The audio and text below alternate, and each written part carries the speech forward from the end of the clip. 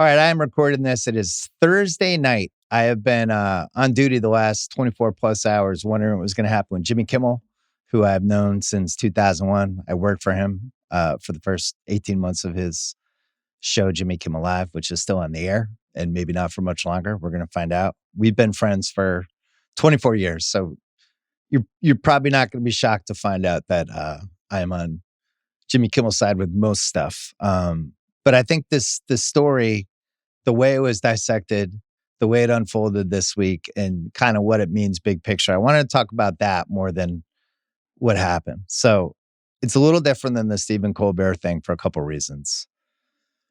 Colbert, I don't feel like was the face of CBS, whereas Jimmy was. Jimmy, his show has been on for over 2 decades. He hosts Who Wants to Be a Millionaire on ABC. He hosts the Upfronts. He's been hosting those since the mid-2000s for them.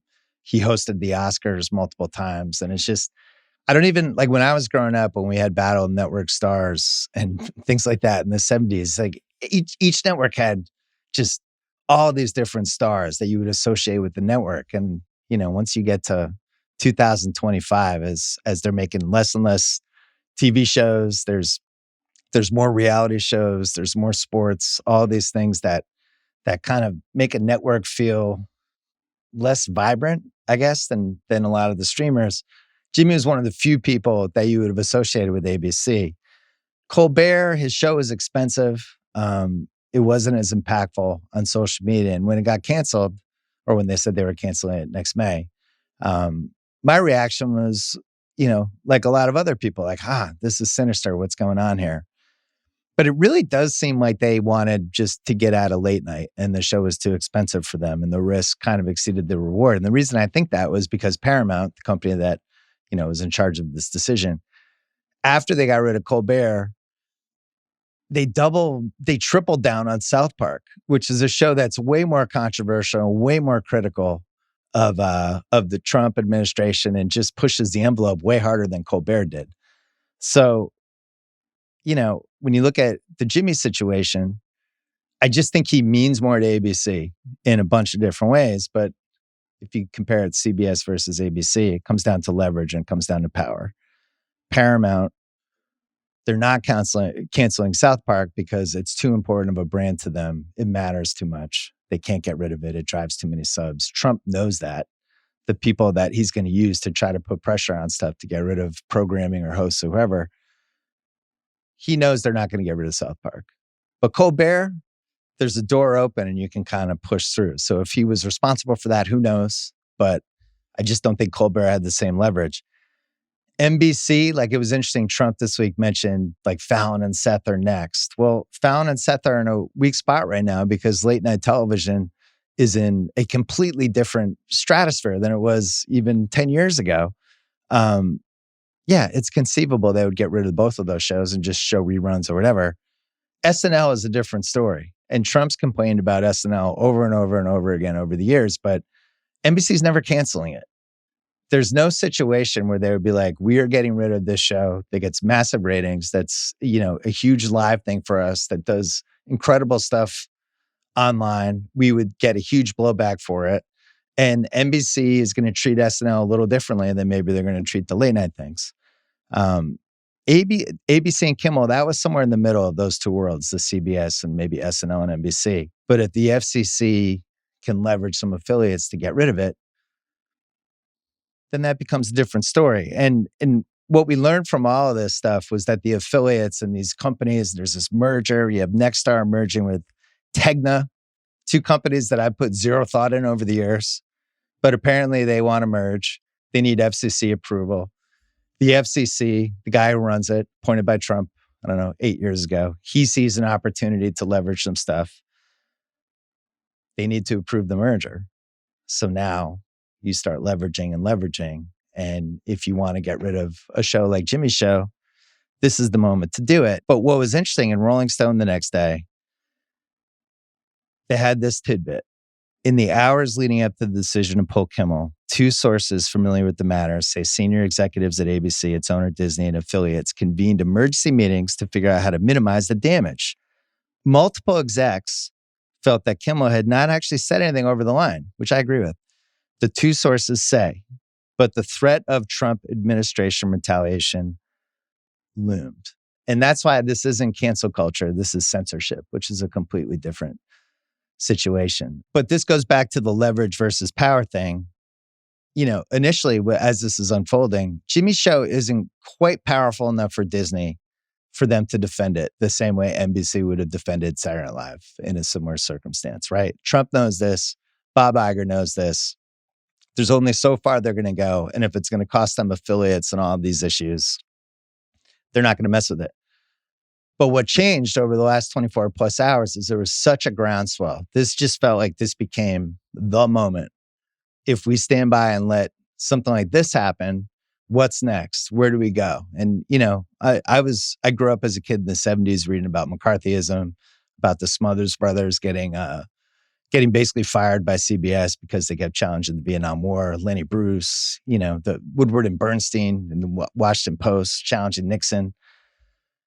And when you're a kid reading that stuff, especially going into the 80s, a lot of these people become heroes. And a lot of the stories of that you read about them, you're like, man, those people really stuck to their guns. They stuck to their values. And fast forward to 2025, and nobody sticks up for anything. And everybody's afraid of everything at all times. It's just the reality of the situation. We don't need to go on why. There was such a groundswell against Disney this week that I actually think I went from thinking there was no chance this show is going to come back. And I just never, I thought Jimmy, rightfully so, was just going to dig in and maybe that was going to be it. But maybe this flips. Maybe what Disney is realizing is that at some point you got to stand for something.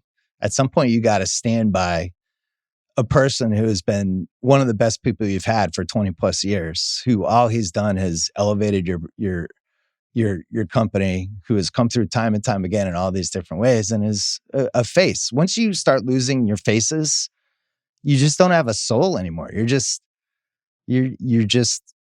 another place that's just pumping out content. You might as well be Pluto at that point. And I think maybe that's why there's a little hope with this. But again, it's Thursday night. I don't know how it's going to play out. The bigger question for me, why does Jimmy need ABC anymore? And I've not talked to him about this. So, I've been in this situation. I was in this situation 11 years ago and 10 years ago. And when your life and career blows up in 1 second and all these people are reaching out, it's pretty overwhelming. I don't know why he needs ABC. Howard Stern was in this position 2 decades ago and ended up with Sirius and probably has no regrets, right? He was just tired of dealing with the FCC, goes to Sirius and has this whole second act. Conan gets out of the late night grind, really got screwed over by the Tonight Show and Leno, ends up at TBS, becomes pretty irrelevant for somebody who's on TV every day, and then just completely reinvents himself. And I think is now in an incredible position. Like I think he's really somebody I admire a lot, how he was able to reinvent everything he was doing. Joe Rogan is the biggest host we have of anything right now. Technically, he licenses his podcast to Spotify, but he's his own thing. He does what he wants, and he has his own platform. And the point is, you can create your own platform now. You don't need these big places that are going to get intimidated by whoever, FCC, the president. You can get your content out in whatever way you want. Like I remember when I was leaving ESPN 10 years ago, and there was this perception like nobody could leave ESPN. You had to have ESPN or else you were just going to wither and die, basically. And now 10 years later, that seems stupid. It seems stupid to me that anybody would think Jimmy's next act isn't going to be really good. And maybe it's a point now with this show that you're doing it because you did it for a long time, because you have 200 people working for it, because the night to night rhythm of it, you still feel like it matters. But if you don't think he's going to figure out another way to do content in an awesome way, like you just don't know the dude, because he'll figure it out immediately. And he's the most competitive person I know. The biggest difference, though, so this is from the Lorne Michaels book. Lorne Michaels, who is very passionate over the years about how important SNL was just as a platform, and rightfully so, because it's one of the most important shows that we've had on any platform for what it's done for comedy and music and political satire, everything. But he had this story, and he's told it a few times, but it's in the Lorne Michaels book about the Smothers Brothers and how 4 or 5 years after the show got canceled, he went to their comeback show at the Troubadour, and drunk John Lennon was in the audience, and he was heckling them and calling them fuckers. And it was just kind of a dark night. And it was one of those nights that really affected Michaels, because he was like, these guys were on the top of the world 5 years ago, and they stuck up for what they believed in. And 5 years later, they don't have a TV show and they're getting heckled by drunk John Lennon. And it's like, Jesus. So this is what it said in the book by Susan Morrison. Michaels was horrified, and he thought about that evening many times in the coming years, whenever he found himself in a difficult spot with the network, NBC. I never got tempted by the idea of being a martyr, he said. One of the things I taught myself is you have to stay on the air. It's not worth it to blow yourself up for principle in a community that will sell you out. He went on, I realized, okay, you can take it to the brink, but if you give up your power, you've done nobody any good. He knew he didn't want to end up like Tom and Dick Smothers. And I think that's totally justified. And it was a great way for Lorne Michaels to think for his entire time he had SNL, because he's correct. My point is, in 2025, I don't know if you need to think that way anymore. The platform isn't ABC. It's not a late night show that Jimmy is lucky enough to host, even though he is lucky. He can still have that platform wherever he wants because he's the platform. And that's the difference in this. And that's why I don't think this is quite as scary and terrible as maybe it felt this week. Yeah, we're going to have censorship. Yeah. Stupid shit like this apparently is going to keep happening for the next 3 years. Yeah, the discourse is the ugliest it's ever been. But I still feel like if somebody's good enough to have a platform, they can find it. So I hope Jimmy's show sticks around, and I hope ABC sticks by him. And I think if they don't, I think it would be pretty cowardly. I don't think that's a crazy thing to say. But if they don't stick by him and this is the end, I think he's going to be fine. He'll find another platform somewhere, and he'll figure out how to get all his content out in the right ways. And I would not bet against that dude. So this situation sucked. I kind of can't believe it didn't happen. It had to be the lowest threshold ever for an overreaction like this. But ultimately, maybe the way everybody rallied around the show the last 24 hours and just rallied around the concept of free speech, maybe we needed it. So stay tuned.